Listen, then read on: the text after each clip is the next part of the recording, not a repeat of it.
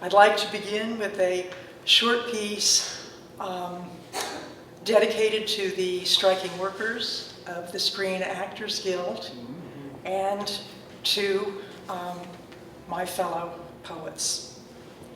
Epiphany Party. This piece was written for a poetry reading on the day of Epiphany. I head up Grant Avenue, through the gate, go south to north through Chinatown. It's the second day of the year. Walkers throng the streets. Old Lang Syne and Faded Love play everywhere. Not recordings, not the Texas Playboys, not Patsy Cline, but live. Played on one-stringed instruments by street musicians for tips. All old Chinese men seated just far enough apart that one version overlaps another. The occasional mixed-up melancholy cacophony almost made me sad, made me wish it was Twelfth Night, Epiphany already, time to begin Carnival, begin the party again. I wished the city celebrated Carnival in the winter, created floats and costumes, danced in the streets every night, all night, for weeks, rather than in Chinatown for only one evening. But then I realized, all year round in San Francisco, we mark art and show it, perform it, often give it away. And now we come together for one of those times. Let's make art. Let's live now. Let's celebrate.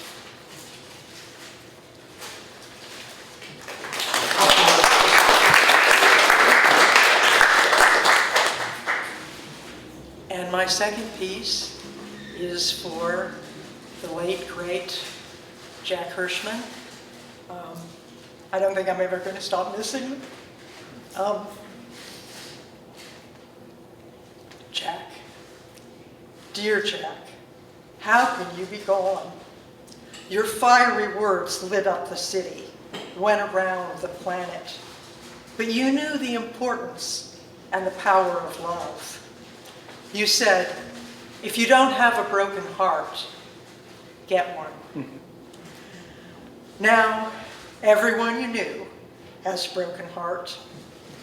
Even as I sat in your garden, spoke with Aggie and Sarah, other friends and poets, even as messages flashed around the world, I couldn't believe you were gone. Not yet. I still can't. In my mind, I see your wild red hair and your big mustache. You stride down the streets of North Beach in your baseball cap, laughing. Much later, you wear a black fedora and a red scarf, lean on your staff with magnificent dignity and a knowing smile.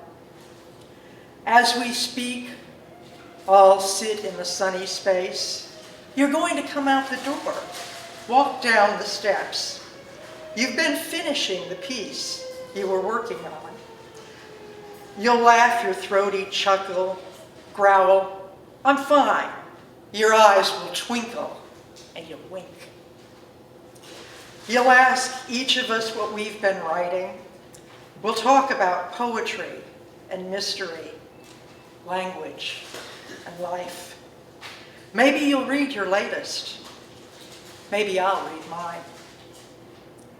I cannot accept that you are gone. Not yet. Thank you, Christina.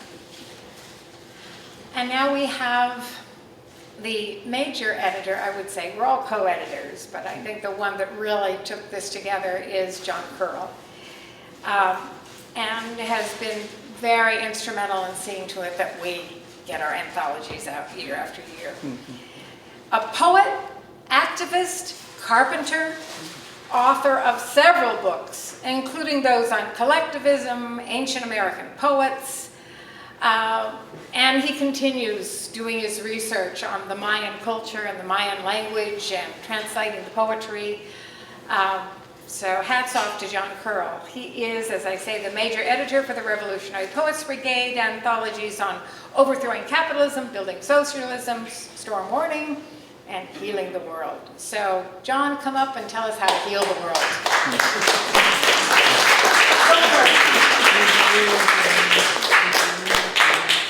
So good to see you all here today.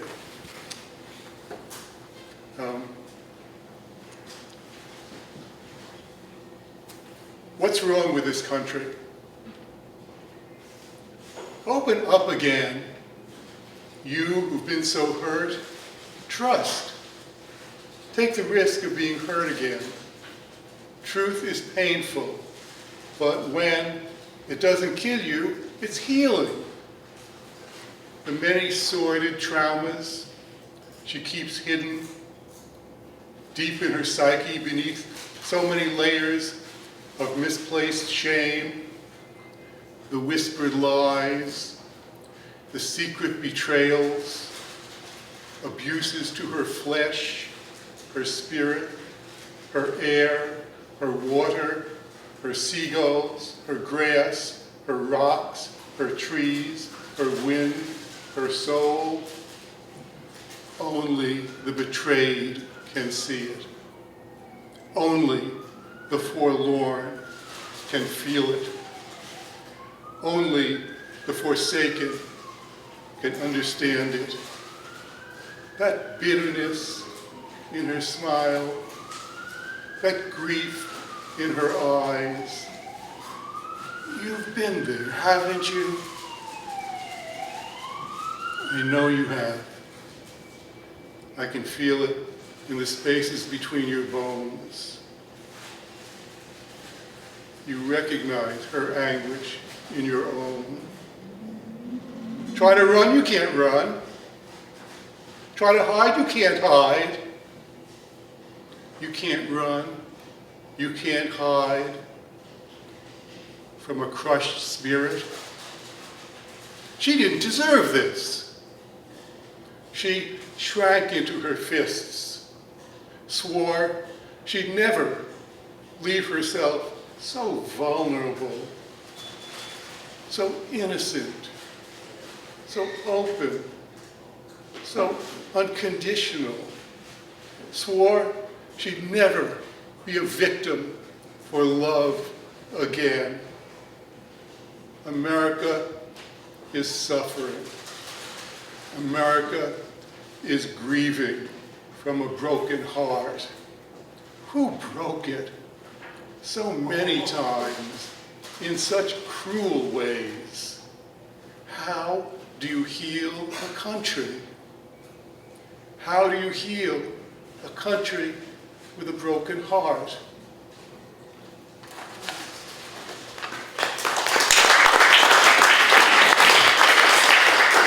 And the second poem I brought today is called The Lake of Our Emergence. What is a word? A meaningful vibration. In the beginning was the Word, and the Word was creation. Rock, air, fire, water, oak leaves, ocean waves, tropical jungles, oscillates, gasps of ecstasy, groans of love. We look into each other's eyes as we pass in the street.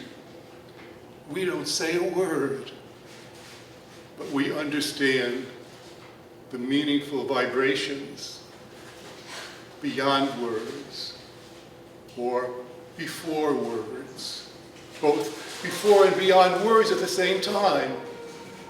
All living things, all non-living things, music, waterfalls, on this planet and beyond. flocks of small birds in the early morning, crickets at dusk, the gurgle of a baby, the voices in a singing brook. What are words? Meaningful vibrations. In the beginning was the Word, and the Word was creation. We walked these slippery banks along the lake of our emergence, the center pole of our forest, our muddy port of entry into this world, our origin of place, our place of origin. We step from the lake into the place where we belong. Only briefly do we walk here today, learning how to be indigenous. These restless streets we pace, where our unborn great-grandchildren play. Breezes blow, wavelets rolling toward the far shore, while around us hushed fields of poppies grow, and beneath our feet rocks melt and caverns of magma flow. The uniforms, face shields, nightsticks, separating brother from daughter, sister from mother, do not separate illusion from delusion.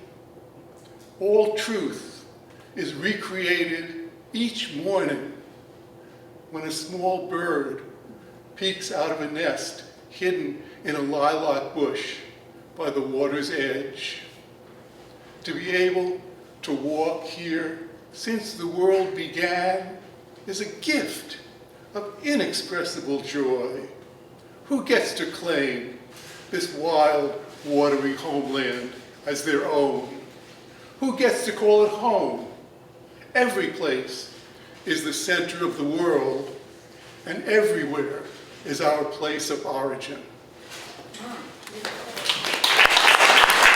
To present now Diana Long, D.L. Long, she goes by, Vallejo Poet Laureate Emerita, internationally published Jewish American poet who served as Poet Laureate of Vallejo from 2017 to 2019. Very honored to have her here. And I'm looking around and trying to find where she is. There she is. So, give a... Thank you, it's wonderful to be here. These poems I'm going to read were published in a book called Working Man's Hand by the Woody Guthrie Poets, and I recently performed them at the Woody Guthrie Folk Festival. This first one is called You Lot That Caused This Rot. You lot, born into multi-millions, who plunder wealth from the workers' hands while destroying every inch of our land. You who see us as beneath you. We who work our hands to the bone to fund your billion-dollar homes, your collections of silver and gold, your private jets and idle time. Your time's end will surely come, for we outnumber you 1,000,000 to 1. And this upside-down world is getting old. You wouldn't last a day in our shoes. A single second would give you the blues. We built everything across this world, only for you to take it from our hands, denying us a livelihood and health plans. You enslave us to the time clock, say no to every reasonable request for flexibility, accommodation, or precious time with family. One day we'll put you to the test. Freedom is our human right, and the time is long overdue for us to finish up this fight by wresting what we built from your greedy hands, so humanity can flourish in every land.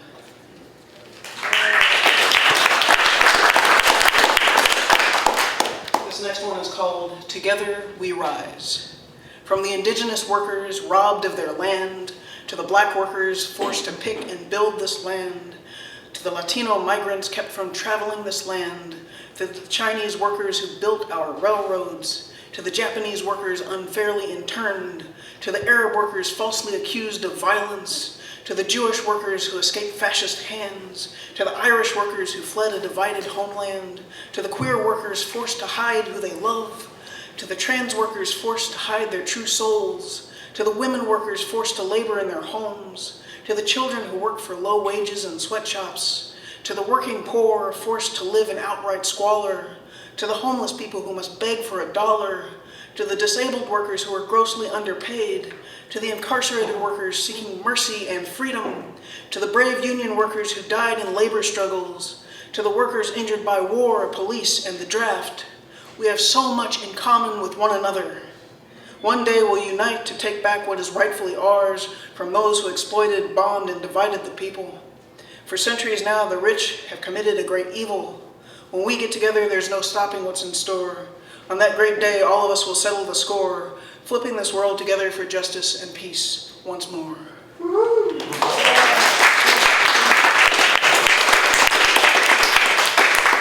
So this last poem is call and response, and it works best if you all participate. So when I raise my fist, I want you guys to say, if working folks ran the world. Let's try it. If working folks ran the world. Awesome.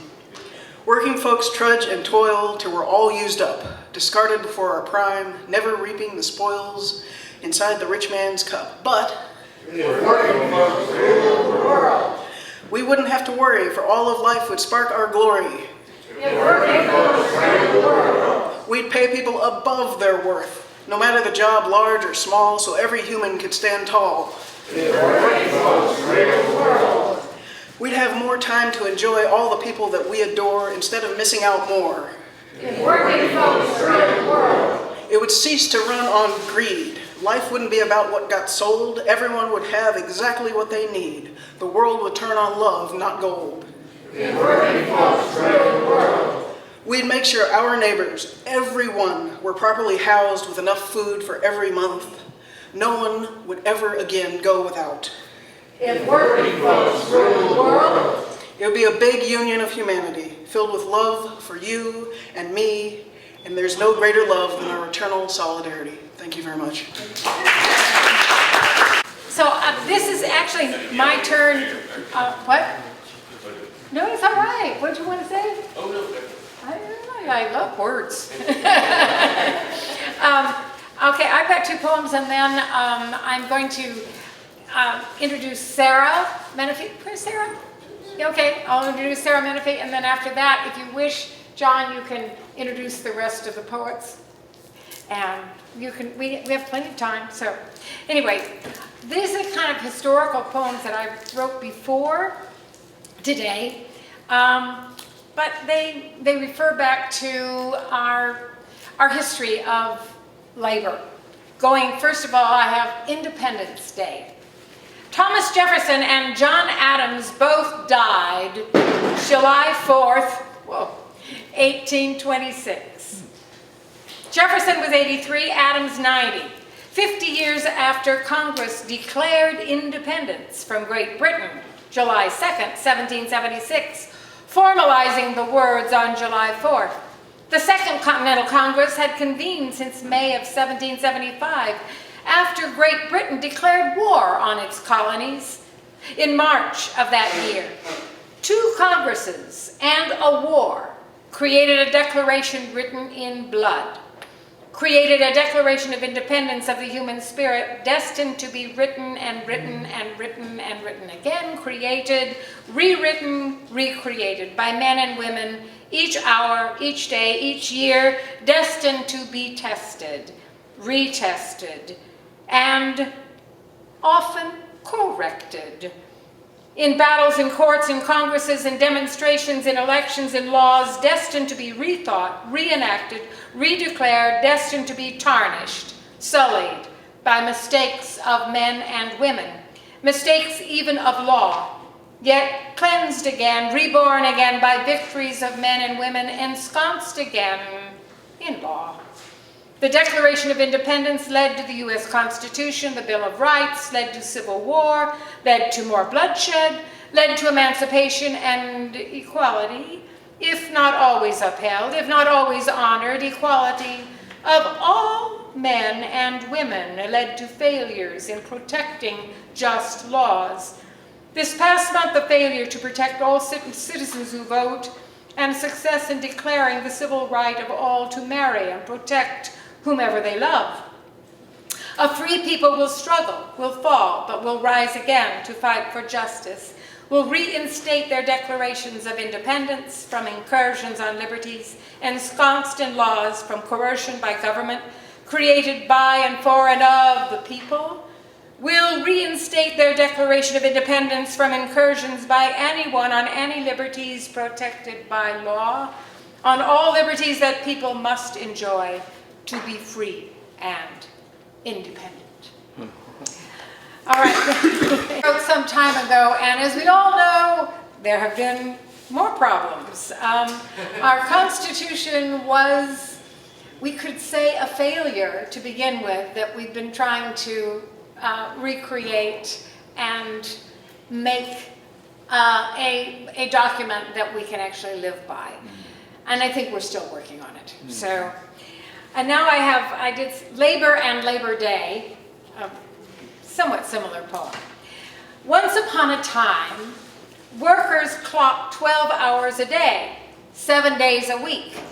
Children of 5 and 6 worked, despite laws prohibiting child labor.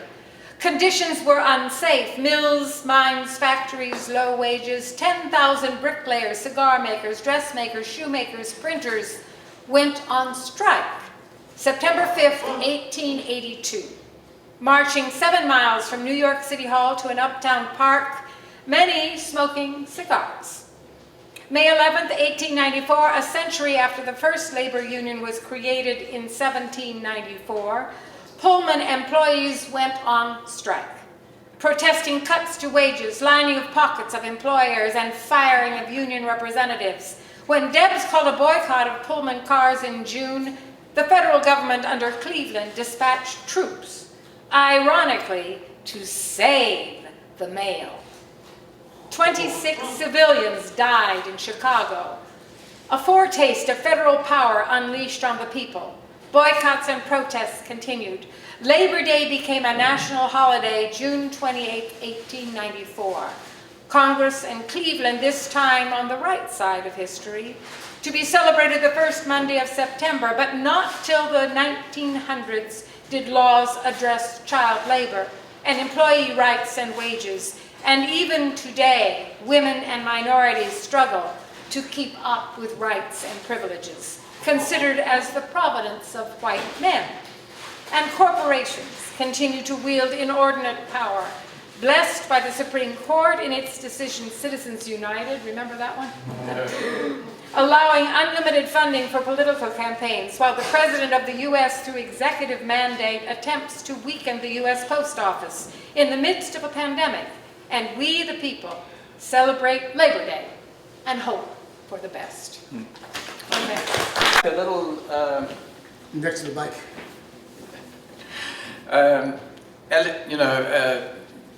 poetic spirit is inside, but maybe doesn't show on the outside or in my speech. Because the history of our country, South Africa, is not one that's easy to write poetry about. You can write poetry about the Valley of 1,000 Hills, where I grew up. Rolling hills which extend as far as you can see. On the right, if you look north, there's the sea. On the left, if you're looking looking to the east, you'll see snow-capped mountains. It's incredibly beautiful. It's incredibly destructive. And my life has really been dedicated to finding the way in which we could break up the cheap labor system, the system which created enormous wealth for American capitalists, Anglo-American, British capitalists, the people that I grew up speaking the language.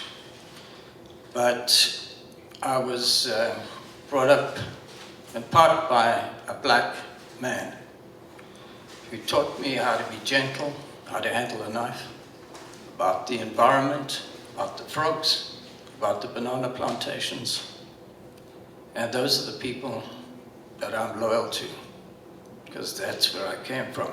Now, the broader events were, I used to be a student activist. I remember making a speech that if students at UCLA can do it, we can do it here in Durban. I got sent down, then kicked out from the university, and so forth. And then I realized that student movement was maybe not the cutting edge. It didn't have the power to change things. And slowly I and others turned towards black working class. Yes, there were white unions, some of them not as bad as they seemed, actually.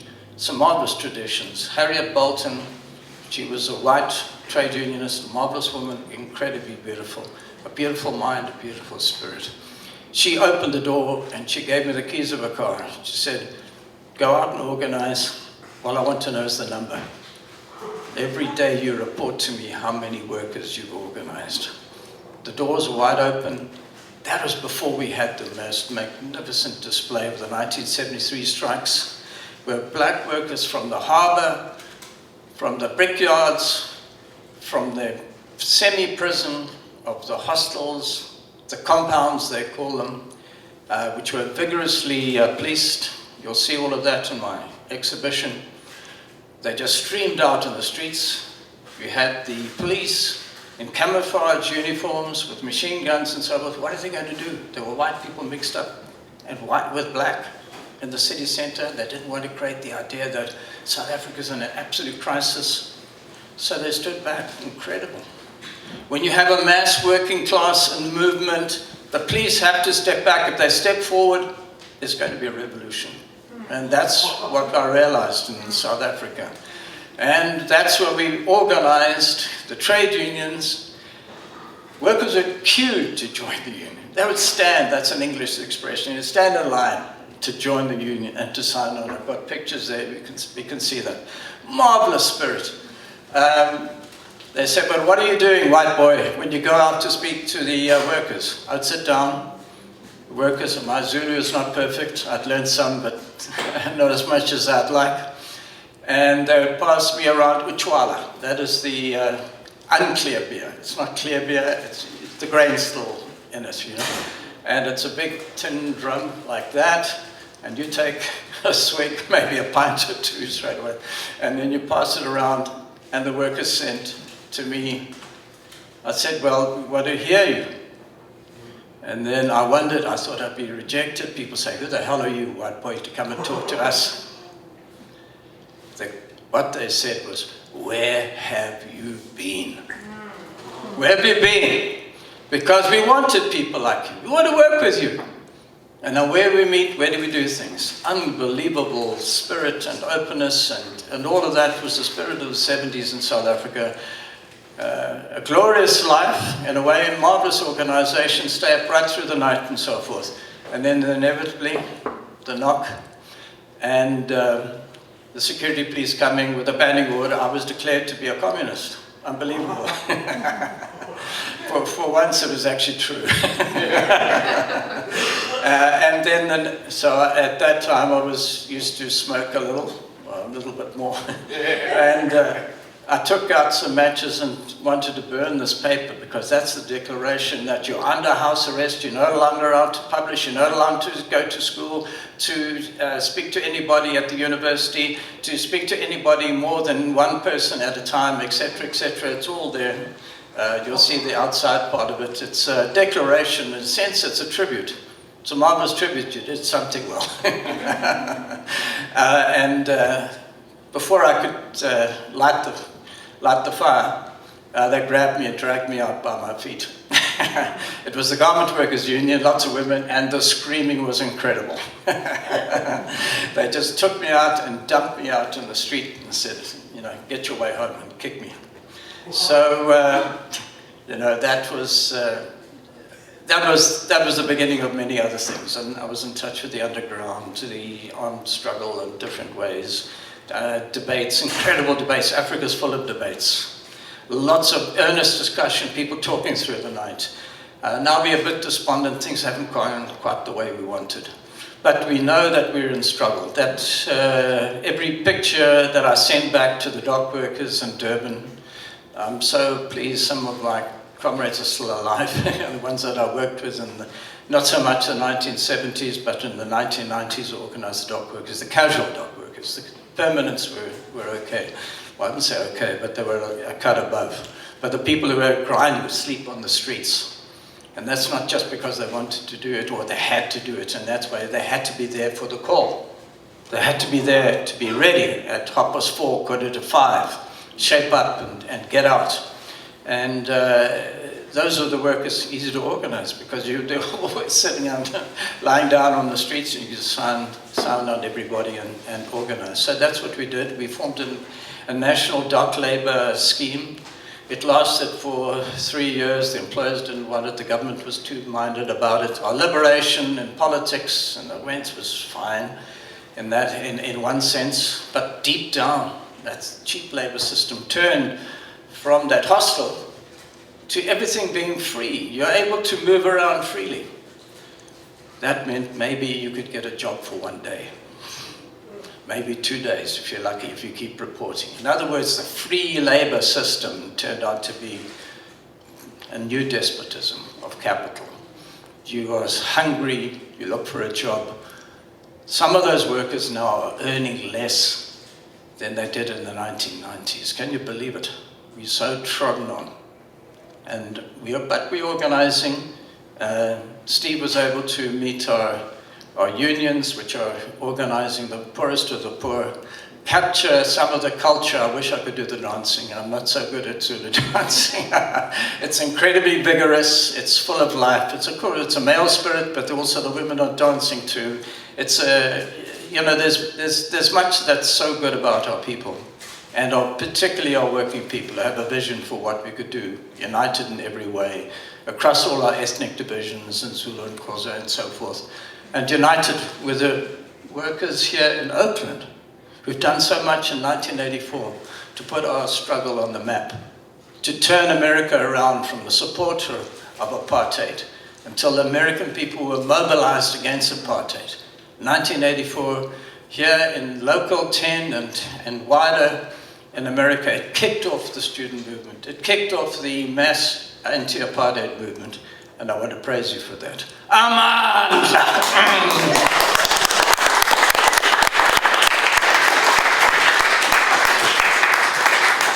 Thank you so much. What a great conclusion. And Sarah, thank you for your patience, but I feel honored that we've had these wonderful words.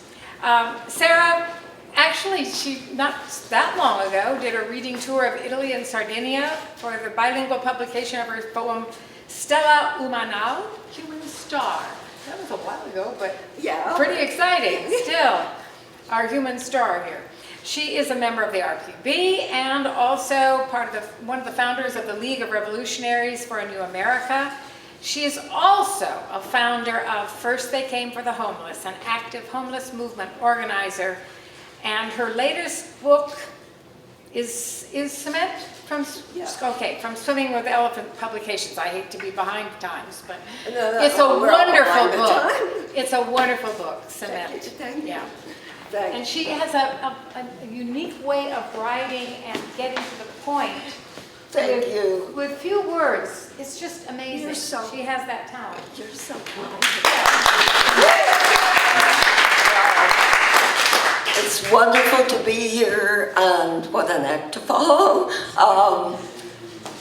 Being here in the Tenderloin, where I have so many memories going way back. I lived in the Vincent Hotel on Turk Street, probably around 68 for a little while. Across the street was the Black Hawk, which used to be a really famous jazz joint. It was a topless bar by the time I lived there. We organized a homeless union here in the Tenderloin at St. Anthony's. Jack Hirschman read his powerful poem, Home, some of you know it. Jack Presente. We did homes, not jails, and did housing takeovers, one by Glide, all around the area, and so on. And you know, the struggle continues. So I'm going to read one short poem and one a little longer. This is called May Day. Workers' May Day. It's May Day, but you're no longer a worker. Neither is he with his blown out knees, his frazzled, constant scavenge. No longer is she, but she has to work the streets day and night to stay alive. I am poor too, but not nearly as poor as that, not yet. And May Day is ours here in our exile, here within our laboring bodies. May they break into lilacs. So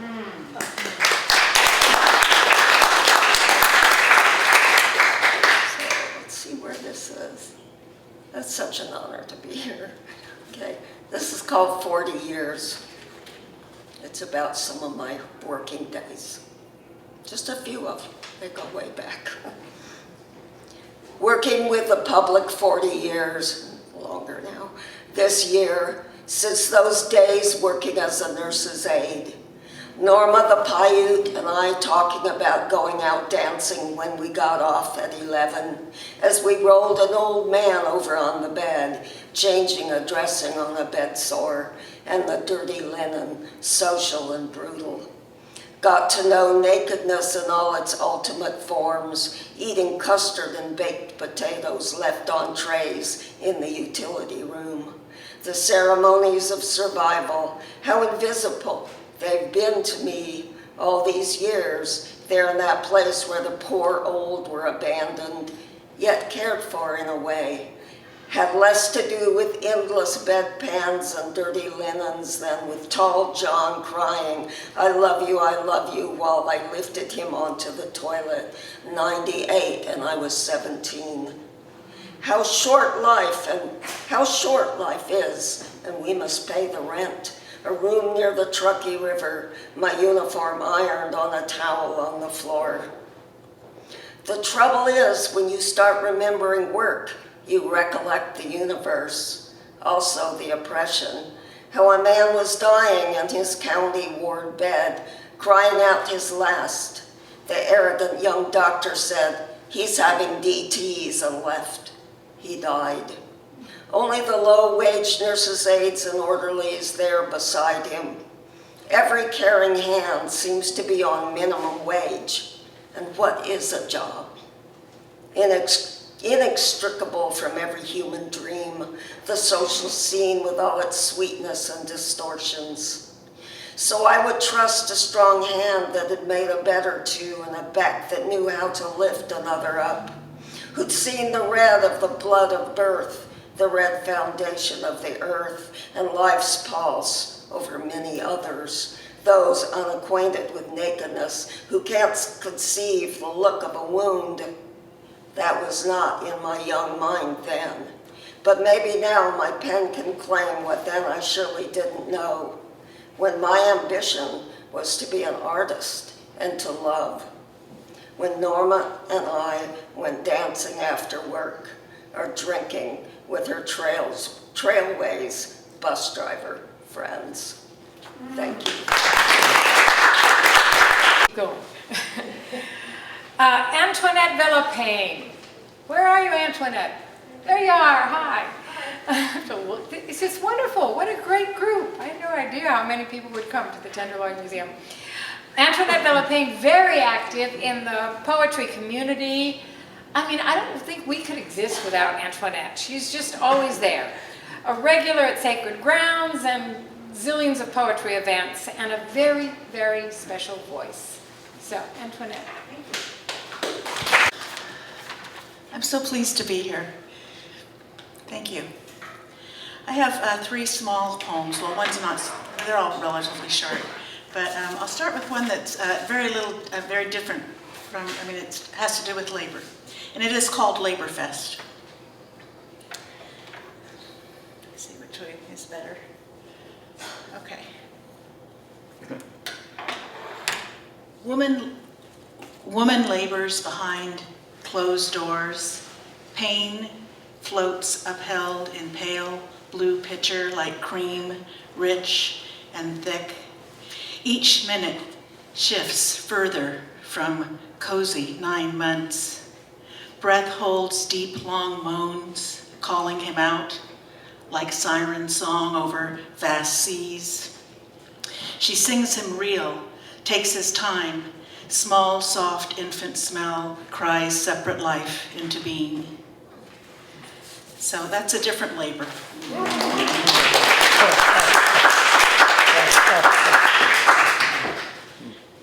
And this is called Labor's Last Best Hope.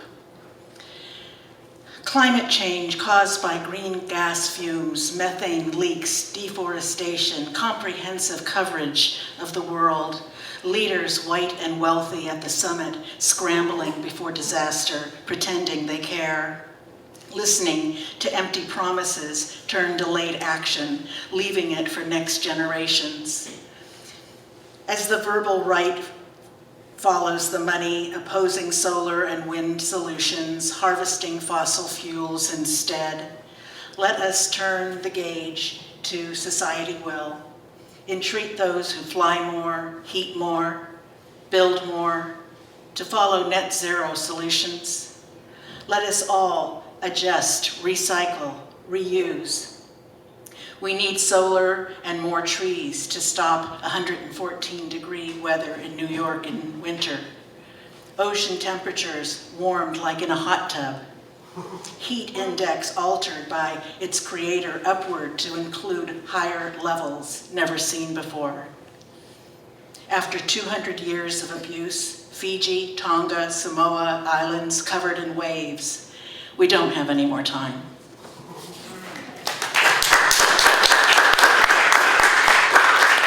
And lastly, thank you, ethnics coming home.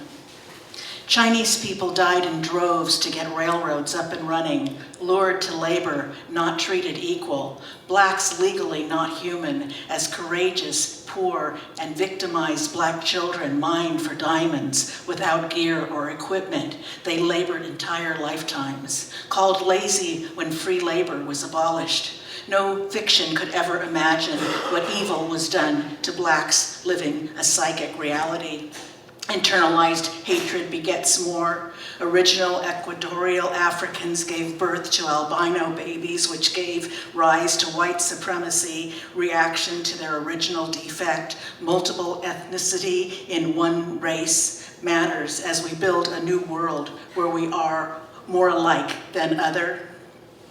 Changing the fabric of culture, interactive flow from experiences. Whiteness without culture opposes every blossoming black beauty. Gilded lilies, love on yourself. I can't help but be fabulous. I don't mean to love you. It's beyond my control. Is Dottie here? Dottie Payne? Nope. Okay. Greg Pond? Yes. He leads a lot of poetry gatherings. I know he does I think it's by phone, at least during the Zoom. I don't know if that's changed now and it's live, but he has been gathering elderly people together for poetry readings. But he also reads a couple of times a month at Clarion and gets poets together and features poets and organizes all that. So he's another real mover and shaker in the poetry community. And he is also pretty well known for being the wonderful, beautiful voice of San Francisco poetry. So with that, we're wanting to hear you, Greg.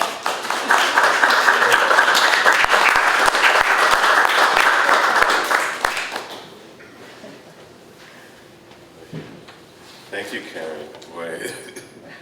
I don't know if I can live up to that. I need that. Right. It's a pleasure to be here. No check. No vacation for maids paid under the table, or for day laborers awaiting occasional.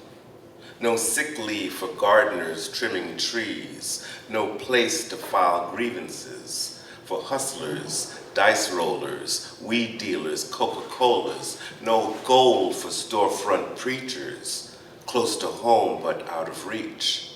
No relief for those who sleep without blanket or covers, nor for undocumented children and mothers. No stimulus for street workers or night walkers who might need quarantine. No help for anyone else not eligible for unemployment, living on the street in a tent with no W-2 or mailing address, no safe place to send the damn check that despite how much they might need, they'll probably never get.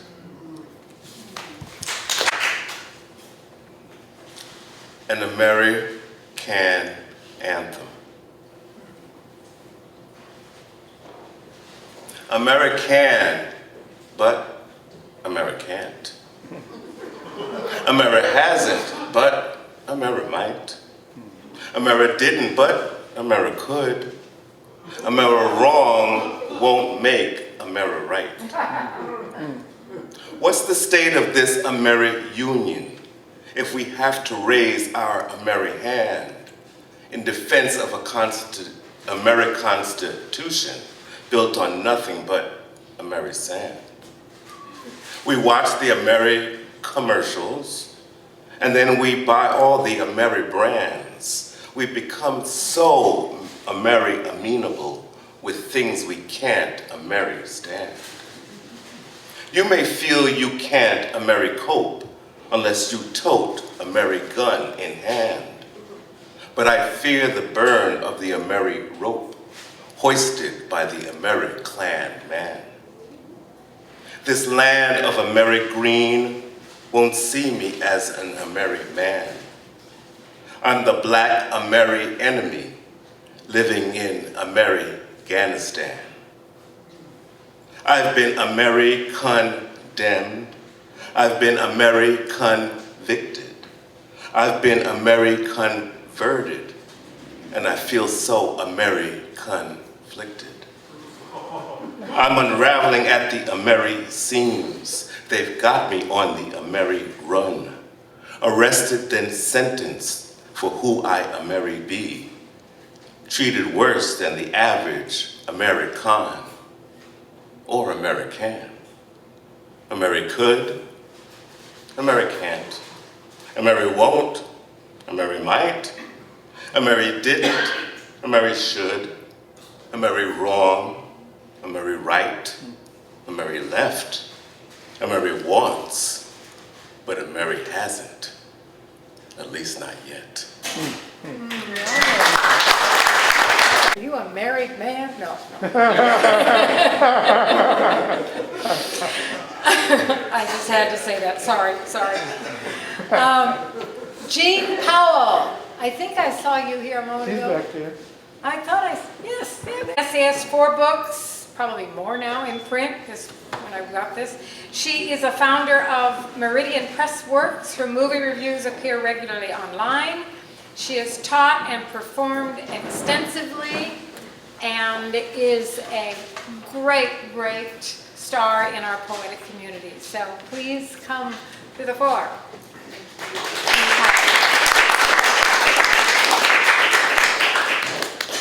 I need to face the camera. I've had some very bad experiences with the camera coming at me from the side. So,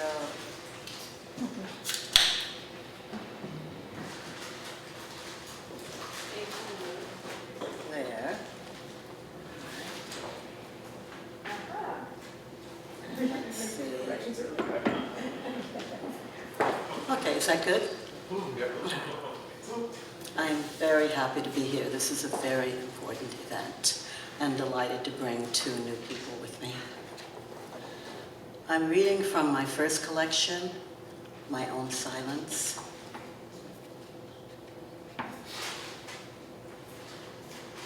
And thank you very much for the beautiful poems about the man we all miss. There is a particular part of the laboring class that is often forgotten. These are the young men and women we put in danger, in harm's way, because we wage war without thinking, because we have the military might to wage war without thinking. And so I'm finding that a number of my pieces are about that. After Yugoslavia broke up, I met a flower vendor downtown. This is called On Sarajevo Time, 1992 to 1995. Slowing my steps, I look softly at roses, tulips, lilies brightening the kiosk. Dressed in ashes of twilight, a ghost of a man emerged. Blood fragments clung to his irises. Snapdragons drove away the sun, but he still lived. Together we leaned toward explosions of color, selected a single solitary stem. He dressed it lovingly in shrouds of fern, presented the flower with a formal bow. So it began, this morning ritual against a backdrop of concrete and steel, wondrously intact. And citizens who walked upright. Each morning I read the screaming headlines before approaching the kiosk. That summer of neighbor killing neighbor, of Christians slaughtering Muslims. Then one day he said, I am going home. My city is alive again. He hoped to see rosemary, juniper, and laurel. Near the many new graveyards, he would look for the oak near the mosque and the cafe in the square, a flower in the rubble, and hope for his prayers.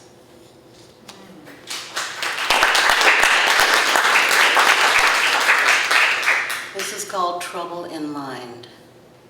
Wasabi darkness, family of tornadoes, war-bedeviled citizens. What is there to celebrate? Once we dreamed of reconciliation. Now we cannot fathom your sense of loss. You cannot penetrate our blindness. Armies are massing. Somebody gestures from a distance. Any threat is an affirmation. Our budget is ripe and bursting. The British greased bullets with tallow, and Hindus mutinied at Sepoy. We slimed the rockets with bacon, the better to anger Allah. Nothing personal, this wholesale destruction. It grows normal to bathe in the blood of our primetime enemies.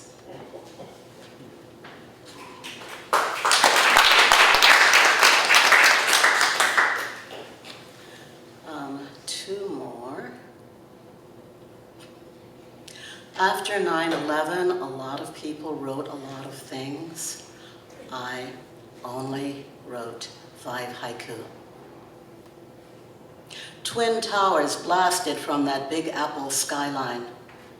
Innocence has fled. Afghani winters for invaders seeking spoils. Centuries of defeat. A crimson sunset, night fires burning till dawn. Afghanistan bleeds. Brilliant red poppies adorn the freshly turned earth. Home is the warrior. Wide young eyes harvest grief etched in a widow's gaze, the last full measure.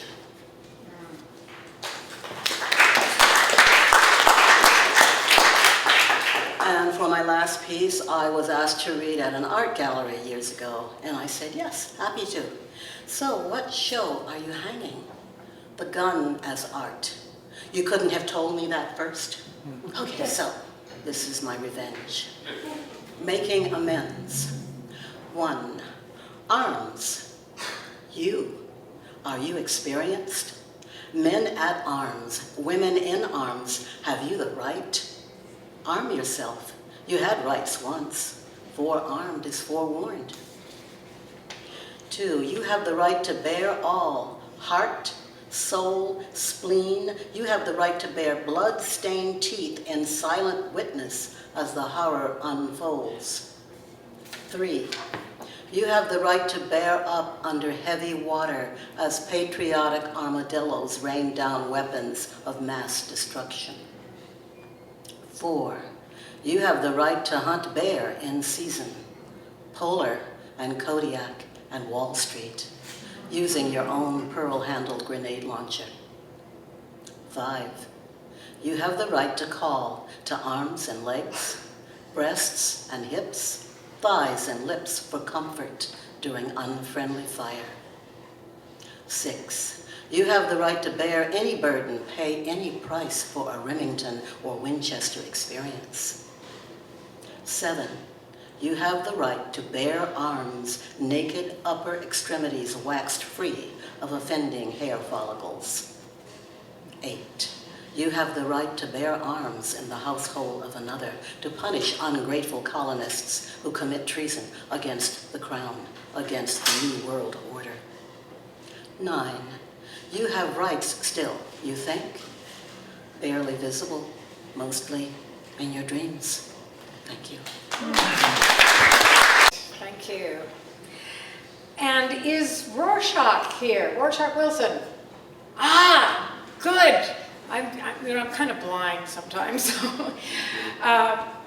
We are honored to have D.A. Rorschach Wilson, a San Francisco poet.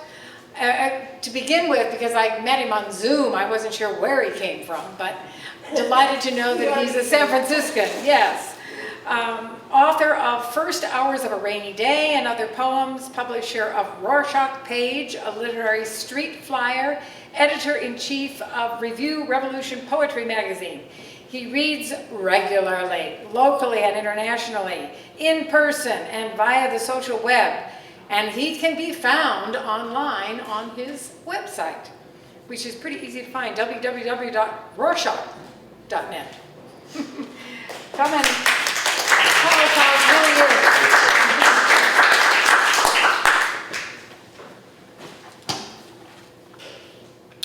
What a great room. So, being a poet, I've had many jobs. And here's a poem about one of them. It's called Speedy Delivery.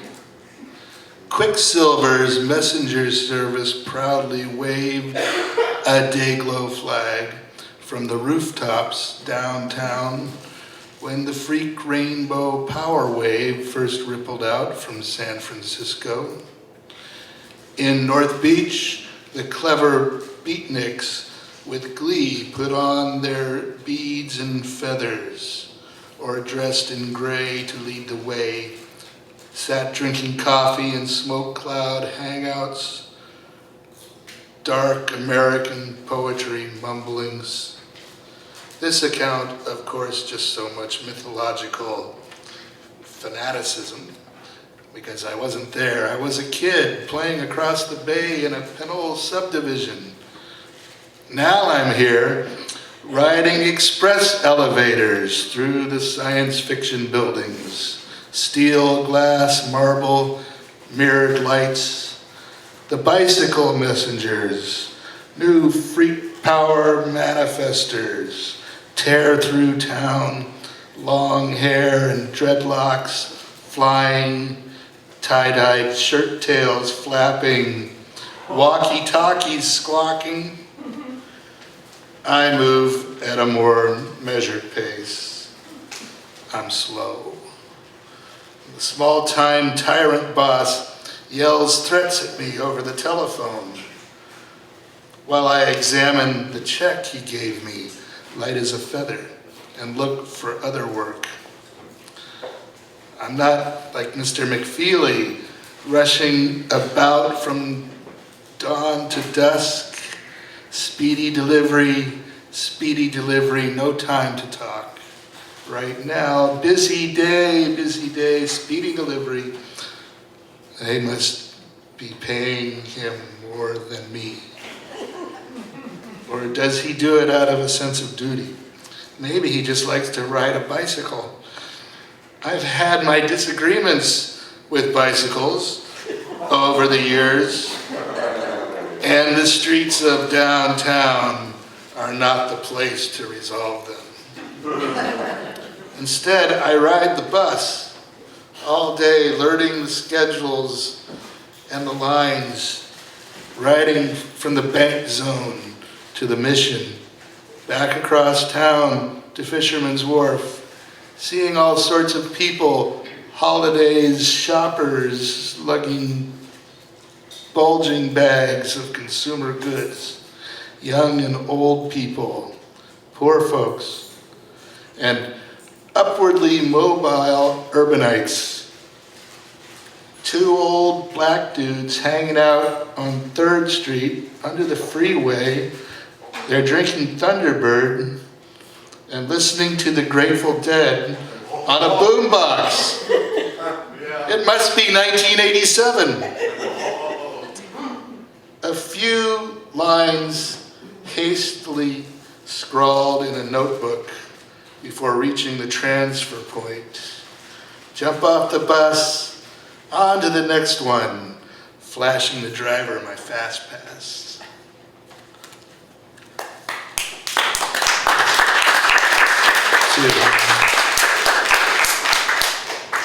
Oh, great, I lost my bookmark. I had one more poem. Here it is. From a different job, what I think about when I'm working sometimes. This is called Work Poem. Laughter days and broken bits of past and future storms wave past the office buildings, hotel, warehouses, and freeway littered with Burger King wrappers. Beer bottles pile up in the parking lot and fill my soaking plastic sack. Smoke of cigarettes of clove, tree branches exhaled in gray rings after sausage and eggs over easy at break time, trying to pretend the coffee's good and the land-filled bay, a vast, clear plain with snowy mountains all around. Thanks. Brief homage to Richard Sanderell, who would be alphabetically about at this point, and who would definitely be here with us if he could be, and who reminded us always of the land of the Ohlone on which we stand. He wrote, and just a little bit from his poem Release, "The beat goes on as mother turns, rounding the sun." Always so beautifully expressive, Richard Sanderell Presente. And I was asked by Sally Love Saunders, please, to read a couple of her poems because she was unable to be here. And I think many of us know Sally. She always said she's been published in over 375 anthologies, newspapers, magazines, and 6 books of poetry. And she says everyone is a poet. So there are 2 tiny little poems. She writes tiny little poems. The birds are singing to me. The birds are singing to me to join them in song, or at least try and join them in song, but I remain with no music coming out of me. But birds still sing away, even without me. And her last poem, What does the wind say? Just want to sit on a bench and talk with the wind, just letting the wind come up to me and chatter. What does the wind say? Wind tells about where it has been and also says, hope it's not too cold for my comfort. Polite wind, and I am sitting in a polite garden. And I do see there's one very tiny poem. Want to replace a poem for every gunshot. Want to replace a smile for every scared thought. With all my might, want to blow terrorism out. Racism and sexism. So that is it. And I would like to introduce to you now our beautiful and wonderful and always loving Nina Serrano. I think she is beloved by everyone. She's just that kind of a person. And she looked at my notes and said, although I had already changed 86 to 87, she said, I am 88. So she is an active 88-year-old poet who lives in Vallejo, California. She produces La Raza Chronicles and cover-to-cover radio programs for KPFA in Berkeley and literary dialogues with Nina Serrano for OzCap Radio in Vallejo, and probably a zillion other things as well.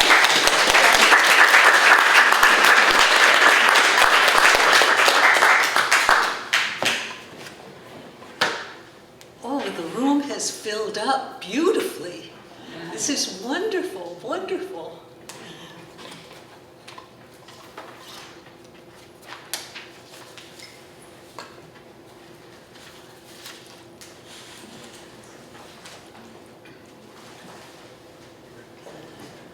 Solidarity forever. May Day, 2017, Fort Bragg. It was May Day, a little chilly, but spring bloomed in that Northern California coastal town. I had already spent the morning climbing sand dunes at my elderly pace, yet still tired, even after a nap. But it was May Day. At noon, my son had phoned to say, upholding the family tradition with your grandson, great-grandson, and thousands on the march here in San Francisco. Could I do less?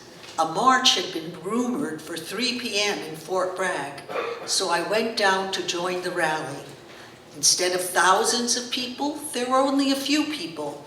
Some SEIU staff labor people, militants trained for leadership. Some like me, gray-haired movement vets. We sang along and knew all the words.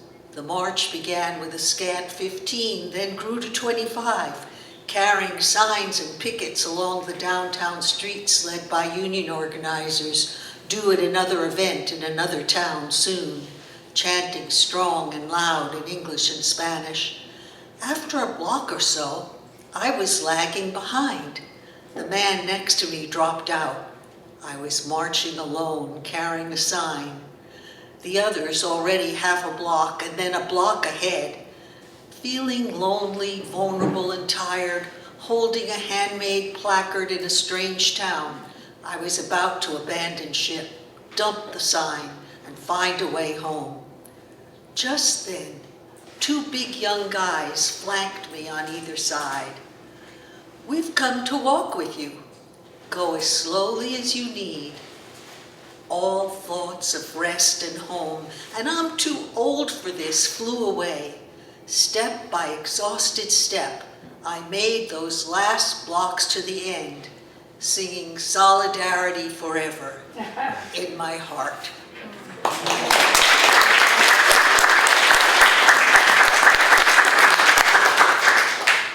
Pride in labor.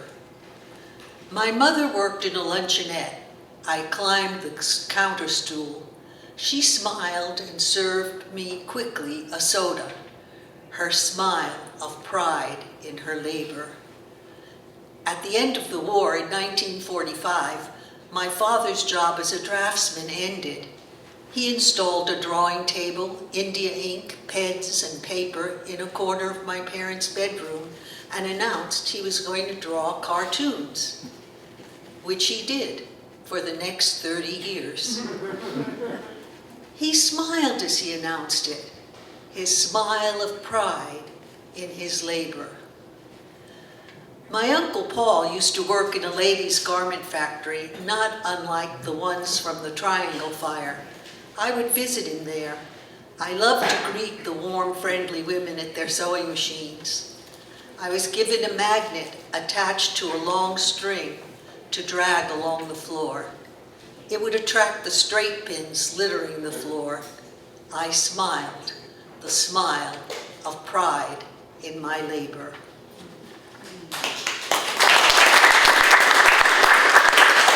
And this last poem is called Pablo Armando Fernandez, Cuban poet. Cuban poet Pablo Armando Fernandez loved being a poet. It was more than writing and publishing poems and giving readings. He created poems from life itself, garnishing vibrant metaphors and lyrical feelings in words by caressing the moments and sailing them into the universe, filling the ticks and tocks of time with the romance of poetic ecstasy. "Revolution," he shouted, loving the impact on society, its topsy-turvy change of the order of things, that the lowest was raised from the oppressive depths to the expansive heights, where wild desires could be enjoyed and elaborated with adjectives and adverbs, adding to the nouns and verbs, gilding daily life beyond the mundane and into the realm of poetry.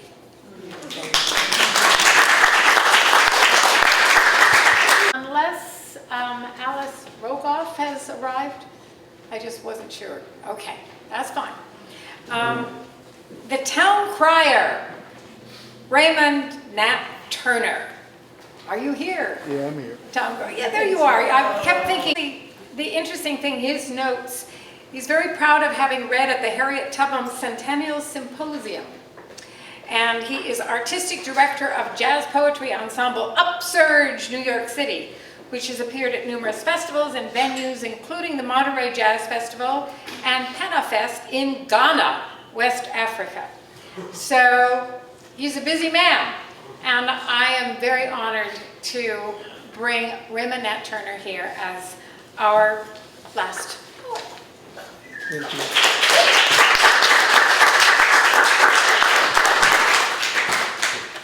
We still have open mic if there's anybody who's wanting to poetize. Let me know. Okay. Good evening, everyone. I have one piece, and I wrote it on the auspicious occasion of the Million Workers March that was in 2004. And it's a very significant period in time, because it was a time when we were big boys and girls, you know, talking about universal single-payer health care, talking about free education, talking about housing the unhoused, and those kinds of things. Ordinary working people like ILWU Local 10 initiated that. And I got to run with a cat by the name of Leo Robinson, going to radio stations and talking about these things. And these are things that people who have Confederate belt buckles on, people who have all kinds of tattoos and crazy stuff can identify with, because their grandmother has cancer. So you want single payer health care if your grandmother has cancer, if you don't have access to health care. We can identify with those things and unite on the basis of those things, you know, not the woke smoke bullshit that's coming out of the Sunshine State, you know. So anyway, this is called March, March, March, and it's dedicated to the Million Worker March and to Brother Ray Kwan, who's a Asian American activist extraordinaire that we lost. This one. Wizardry tattooing highways on mountainsides, scooping diamonds from Mother Earth's inflamed womb, weaving towers from Chicago wind, Santiago's sun, bejeweling New York skyline, magic conjuring city-sized ships, gliding smoothly beneath great white horses, trotting above ports, crowning chassis with treasure chests, waltzing through traffic to warehouses, windows and bellies of the world. Yet, crippled pallets loiter on loading docks, no longer loaded with dark skin sparkling under fresh coats of sweat, and lunch bucket language lingering beneath blue plumes of forklift fumes. Instead, dust dances on sunbeams streaming through busted eyes, where ghostly weeds peek through concrete, once rumbling with machines 24/7. Will work for food, reads the crumpled cardboard sign at the long light 2 blocks down, and a world away from corn syrup slogan of recovery's right around the corner, getting out votes for Dems, vetoing resistance. 2, we flip the burgers and peel the potatoes. We pick the grapes, lettuce, and tomatoes. We print Bibles, Qurans, euros, pesos, dollars. We stitch breeches, shirt sleeves, and collars. We print newspapers, phone, and electric bills. We press stethoscopes, scalpels, dental drills. We sweat broke over plows and milk-worn cows, stitch the belts and shoes, ship rhythm and blues. March, march, march, militant rank and file. March, march, march, forward an inch, a mile. March, march, march, we never march alone. March, march, march, with leaders of our own. Robinson, Willis, Silas, Soto, Thomas, Toussaint, Tura. March, march, march, militant rank and file. March, march, march, forward an inch, a mile. March, march, march, we never march alone. March, march, march, with leaders of our own. Romero, Silvera, Stokely, Stevens, Shanklin, Schoenman. Our sorcery divines water, electricity, and gas, clarifies sewage, and moves the mass. March, march, march, militant rank and file. March, march, march, a mile. March, march, march, we never march alone.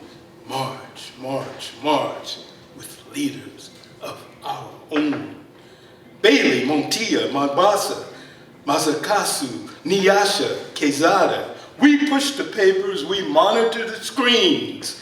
We count the rand, rupees, and beans. March, march, march, militant rank and file. March, march, march, forward an inch, a mile. March, march, march, we never march alone.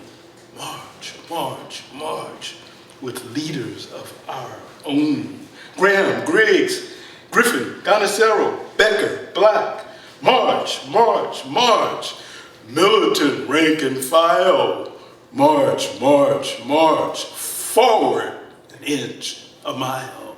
March, march, march, we never march alone. March, march, march, with leaders of our own. Corbett, DeWitt, Durham, Gatto, Gillis, Heyman. We scrub gilded toilets and mop marble floors, yet kill blindly in rich men's wars. March, march, march, militant rank and file. March, march, march, forward an inch, a mile. March, march, march, we never march alone. March, march, march, with leaders of our own. Hilliard, Holmes, Lawrence, Masapero, Miyashiro, Muhammad. March, march, march, militant rank and file. March, march, march, forward an inch, a mile. March, march, march, we never march alone. March, march, march, with leaders of our own. Riley, Reyes, Casey, Gilbert, Quan, Holly, Zimmerman. March, march, march, workers on the rise. March, march, march, October surprise. March!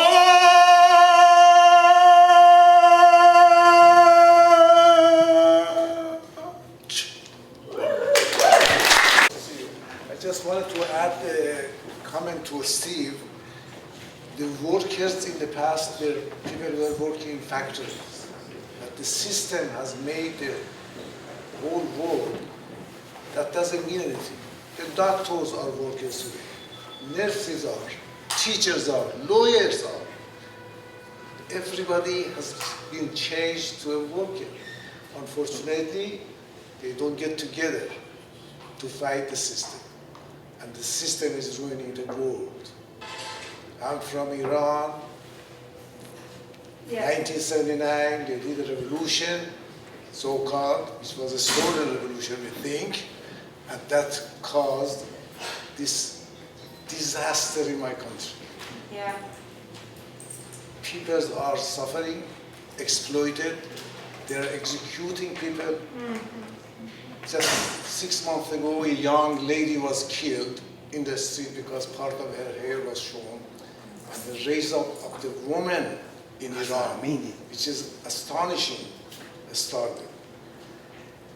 Less than a month after that, the government of Iran arrested and imprisoned 14,000 people.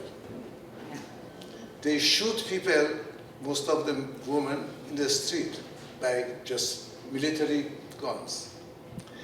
They intentionally were shooting the ladies in their eyes and in their private part of their ladies.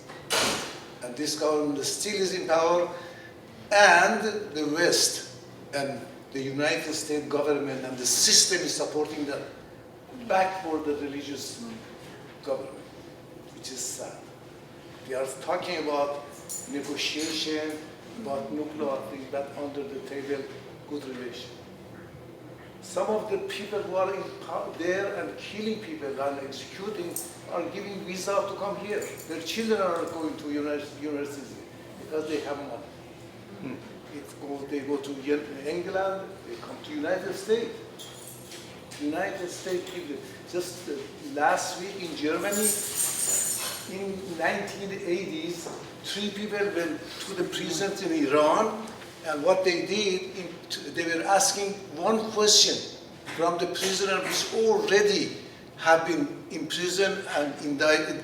They gave them prison time. They would bring them and ask them one question. Do you believe to Islamic Republic? And if they would say yes, this side. If no, that side. And these 3 people will tell those people to be executed.